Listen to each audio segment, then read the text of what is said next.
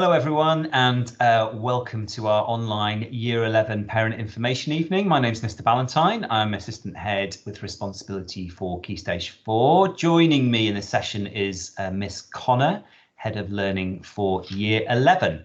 The whole aim of this session is to outline to you as parents what lies ahead in this important year. I'm going to talk a little bit about changes to exams and reflect maybe a little on how exams have changed. Assessments changed over the last couple of years, and then we want to talk to you about how you as parents can support your son or daughter to reach their potential, and what we're doing in school to support them as well.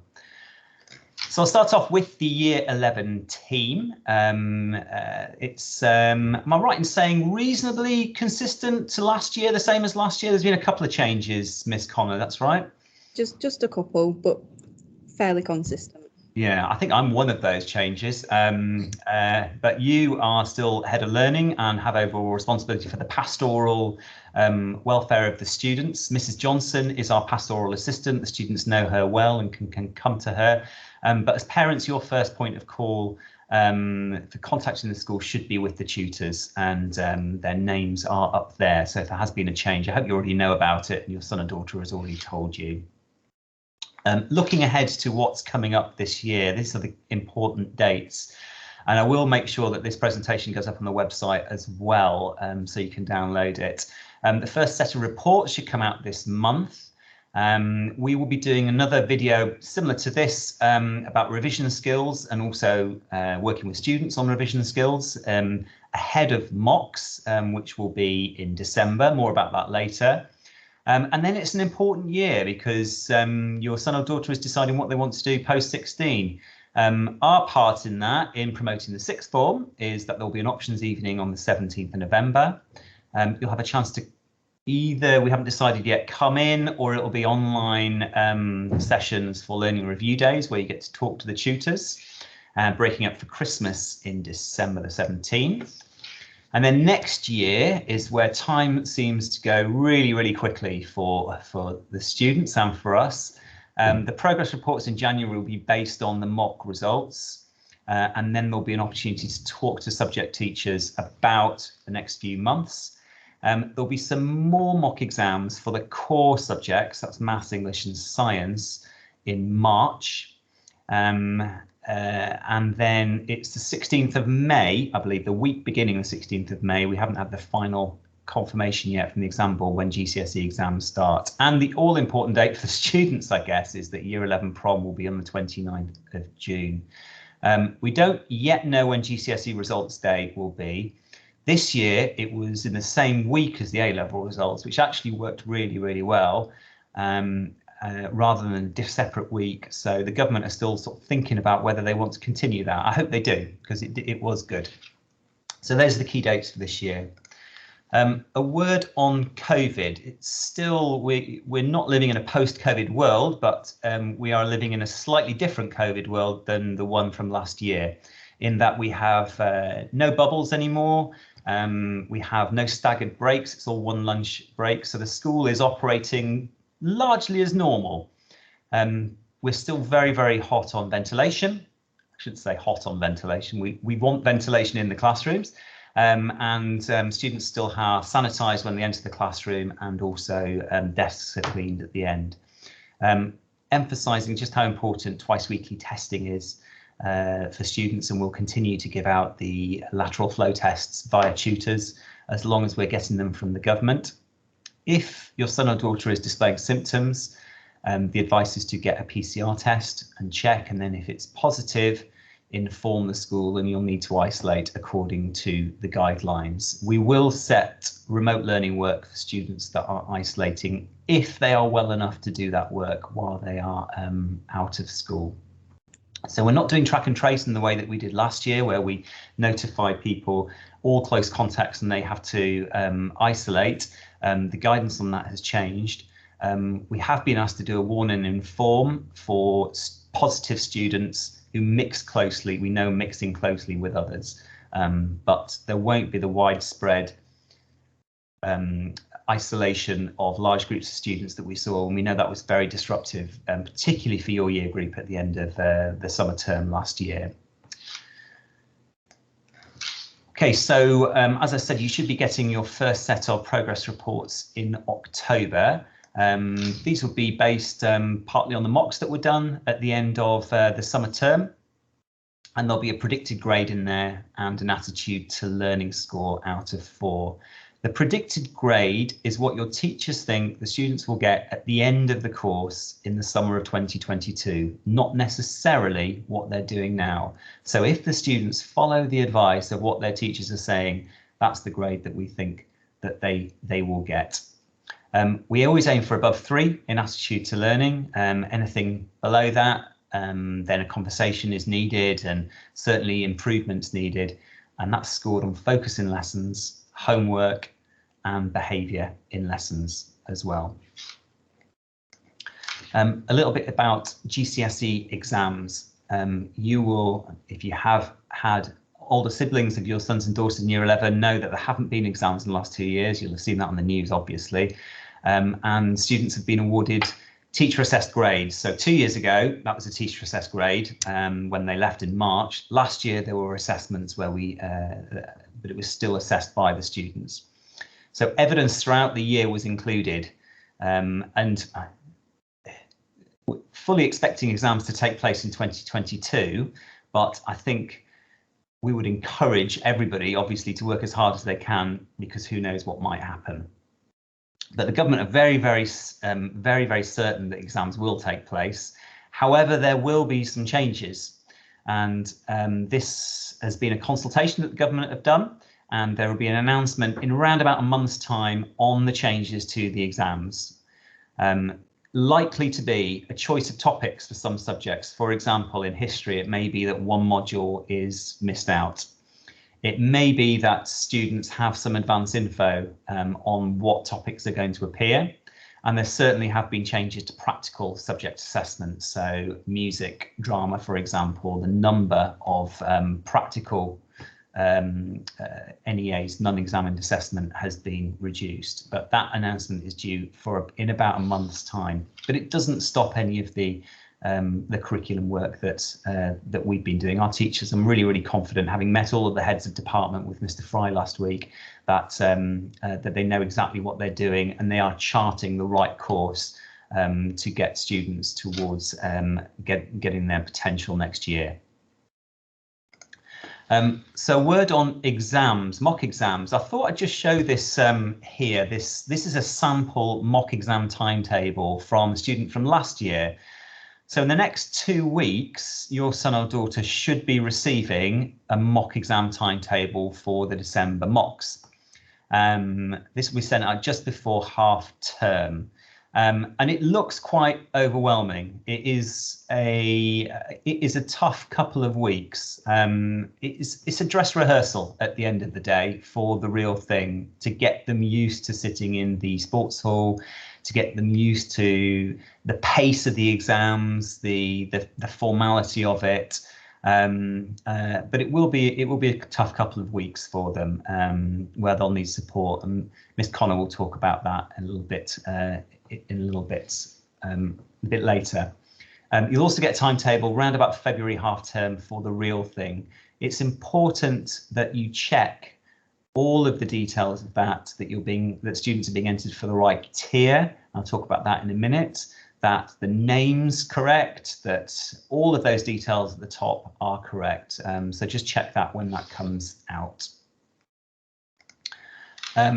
So I know we would have talked about this last year, but just a reminder that GCSEs are graded 9 to 1, with 4 being a standard pass, and sixth forms and colleges typically looking for 4 to 5. Certainly here at the Willink, we ask for 5 grade 4s and above, depending on what course you're going for.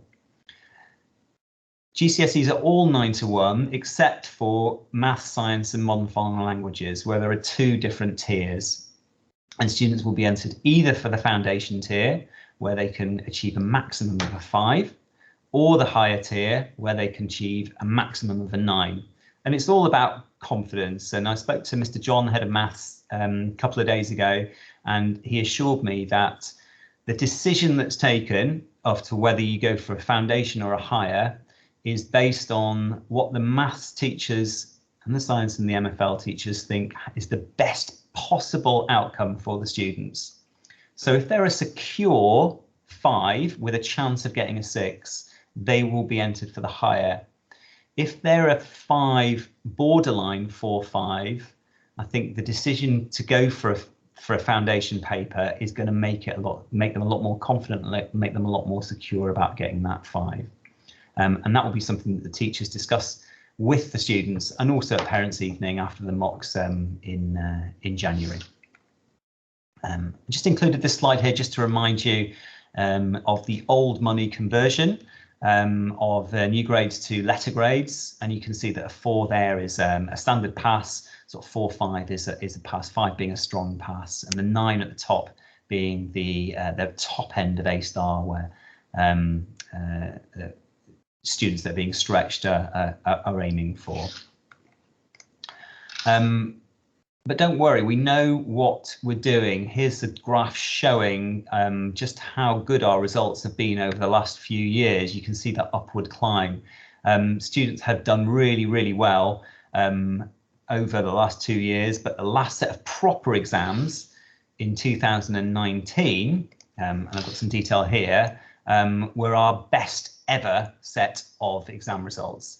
So you can see on that top figure there, it says, even though 71% last year versus 66% in 2019, there is a gap there. The reason there's a gap is because nationally, for teacher assessed grades last year, there was a rise in the overall standard of attainment, but 66% in 2019 of a 5 in English and maths was our top exam result, and actually made us one of the top 10 non-selective schools in Berkshire. That third figure there, Progress 8, is a measure in which schools are judged.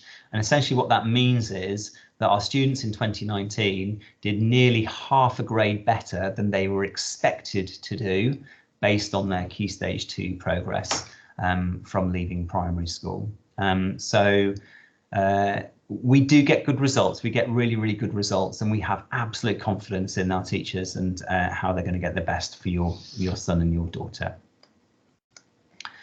Just say a word on post-16 pathways. So throughout this year, it's a tough year because they've got the pressure of exams, but they've also got the pressure of deciding what they want to do. So we will support them through that difficult process. There'll be careers consultations for all Year 11 students, and I think that started this week. Mrs. Desai has been appointed as our she's been working with the school for a few years, but she's now properly in-house rather than freelance as our careers advisor. She's excellent at advising what to do. As I said before, we've got the options evening for sixth form on the 17th of November, and college open days and applications start this term.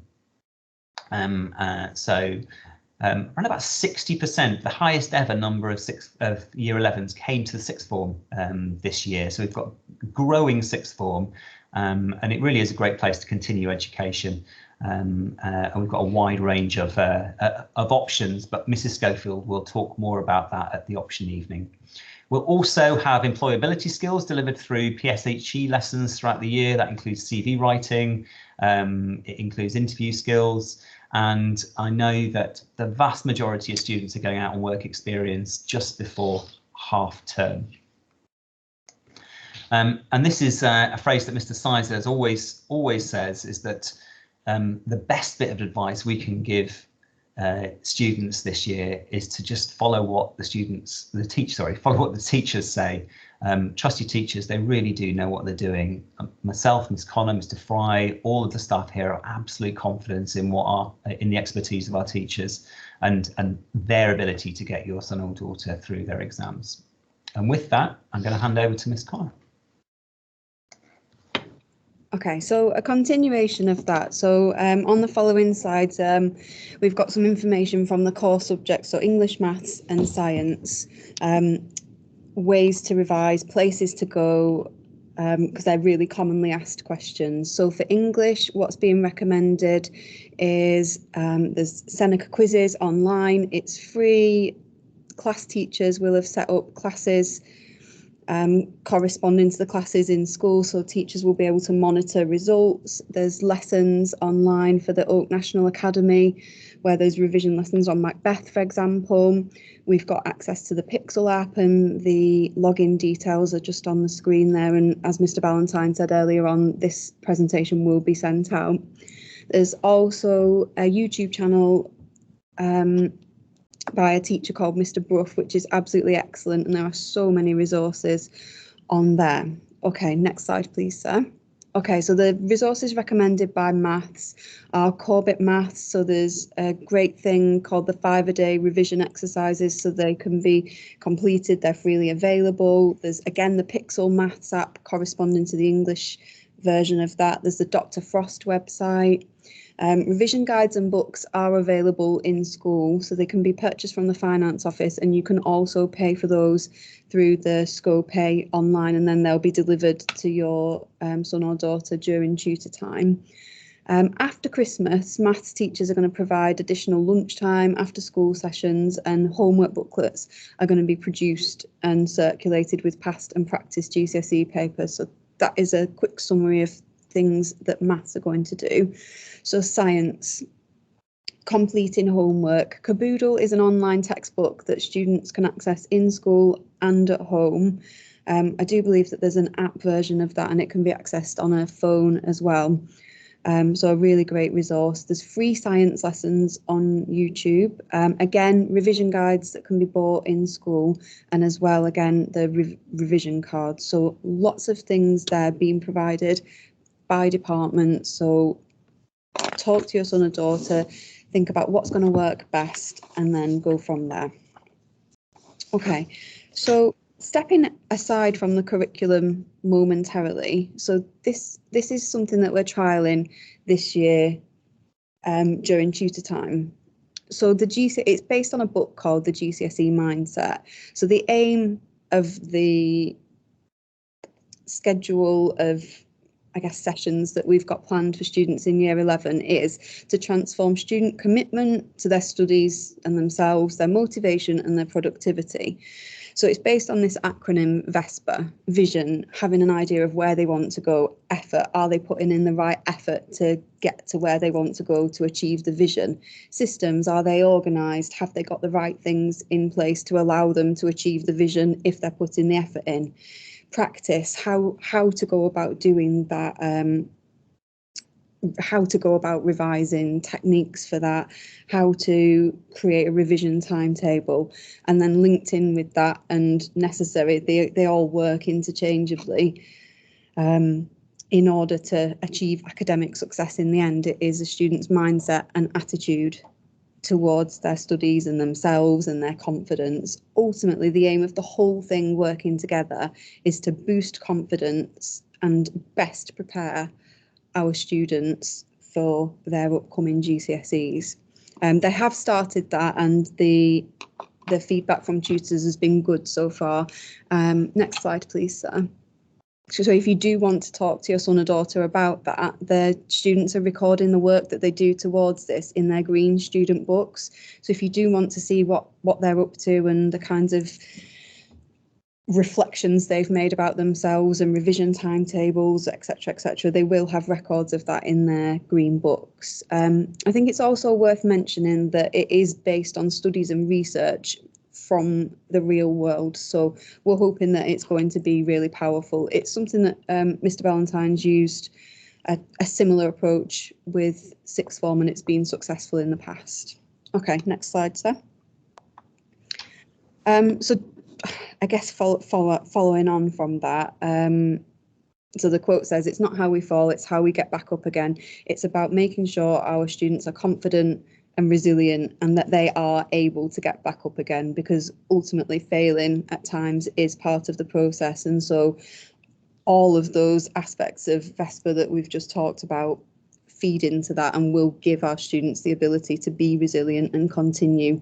Because as Mr. Ballantyne said earlier on, at times year 11 is going to be difficult for our students. Thanks, sir. So what can students do to help themselves. So they need to know what they need for next year. And so what we mean by that is what qualifications, what are the entry requirements, etc., etc. In my assembly last week, I encouraged students to take responsibility for their own learning. Revision timetables. So as I've said already, there'll be support with that in school, but equally they need to put the effort into that and be committed to it as well. Being honest about the things that they need to work on. Again, part of the reflection of that will not only come from class teachers, feedback from assessments, part of the reflections that they do as part of the Vesper programme in tutor time could bring up things like that as well. To reiterate, again, taking advice from teachers, staff know what they're doing, we get great results, and so I really, really encourage you to do as your teachers say. Okay, thanks, sir. So, trying to avoid students getting to the point where they feel overwhelmed is good advice could be getting into good routines and habits now. This is one of Mr. Sizer's other favourite sayings. When you work, work. When you don't, don't. So setting time aside to work productively rather than procrastinating and spending hours on a task. And it is important that students have time away from work to try and avoid feeling overwhelmed. Nightclub is something that we've run successfully in the past. So it'll be, am I right by saying it will be by invitation, Mr. Ballantyne? Yeah, it's basically an opportunity for students to have a sort of quiet area to do revision in a supervised way after school.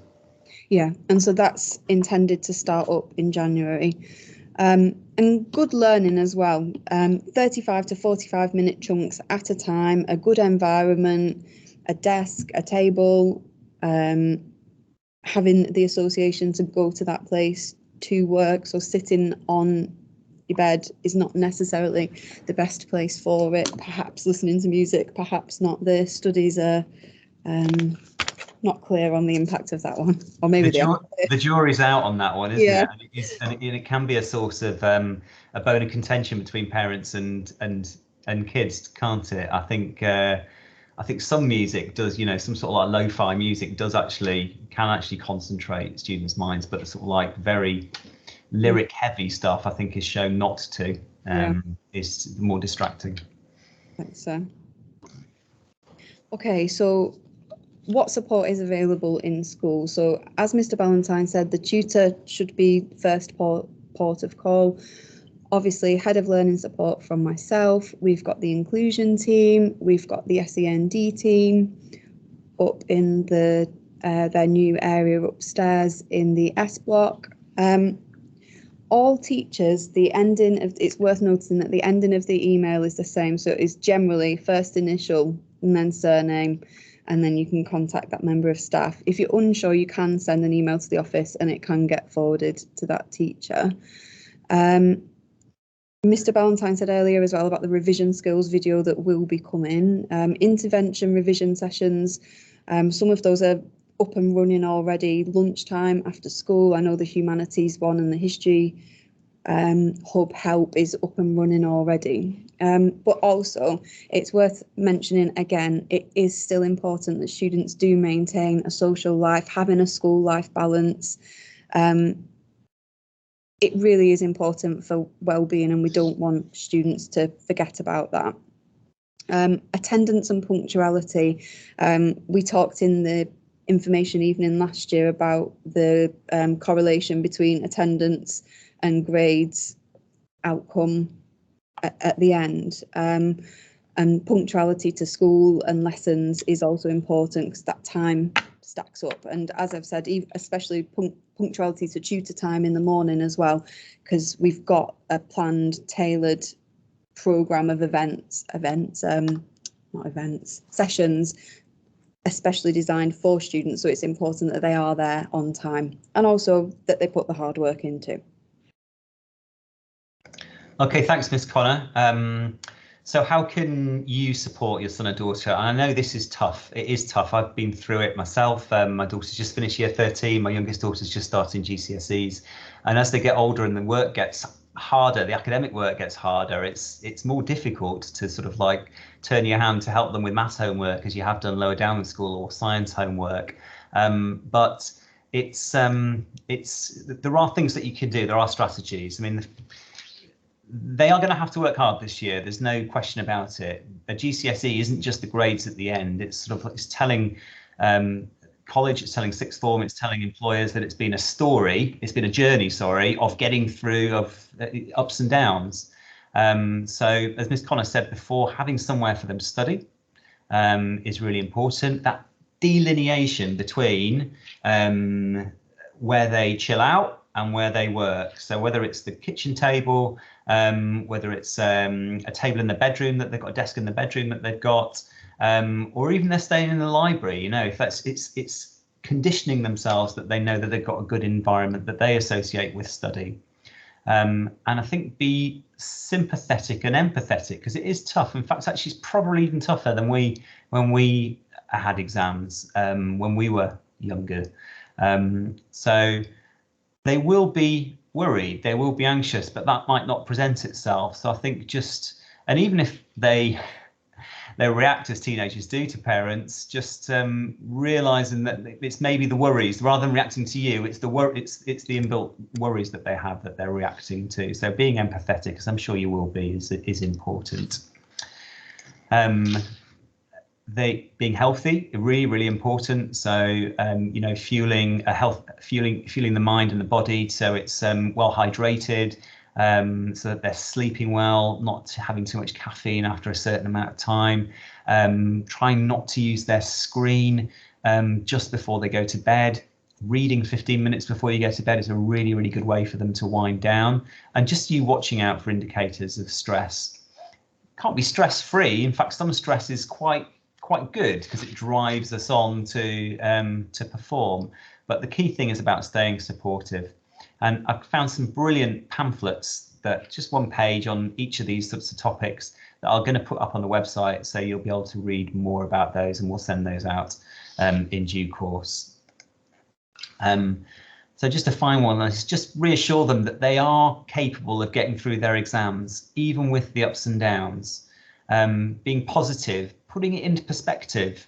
There is life after exams, and that's where the vision part comes in. You know, they encouraging them that, you know, even if they're in a bit of a trough, and they may be at times during this year, there is life, there is light at the end of the tunnel. And try and resist the urge to compare with other young people, whether that's friends or siblings. Avoiding things like, well, your brother worked hard and he got sixes, isn't going to motivate them. They will encourage them, just all they can do is their best, and they will have different outcomes to the different people. So trying not to compare them to others. And I think actually after mock exams and after exams, encouraging them not to talk about how the exam went with other students, because quite often that can sort of really trigger a confidence trap, because you're sort of, well, I didn't do that for number 3. Well, you know, that exam is behind us, just move on to the next one is important. Praise and reward them as much as you can for the amount of effort they put in and for trying their best.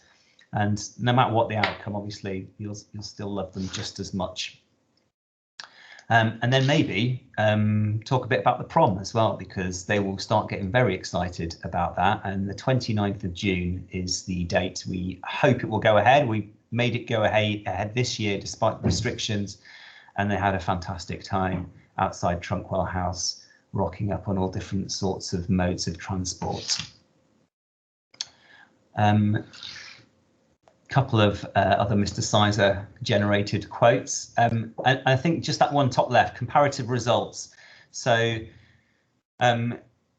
everybody is in the same boat. So that means that our school is not disadvantaged compared to another school. And in fact, actually, we have such confidence in our teachers, the way that they delivered over lockdown, the way that they are adapting to fill the gaps after lockdown. Our school is in a really good position in terms of where we are in each of the curriculums. So everybody across the country is in the same boat, but I think we feel real confidence in how we've taught through lockdown. And a couple of final quotes there: have no fear of perfection. You'll never reach it. You can just do your best. And don't worry too much. The only thing we have to fear is fear itself, said Franklin D. Roosevelt. I hope that's been useful. If you have any questions, please do send them through on email, either via the office email, or if you want to send it to me directly or to Miss Connor or the tutor directly, we'll do our best to answer them. Thanks very much for watching.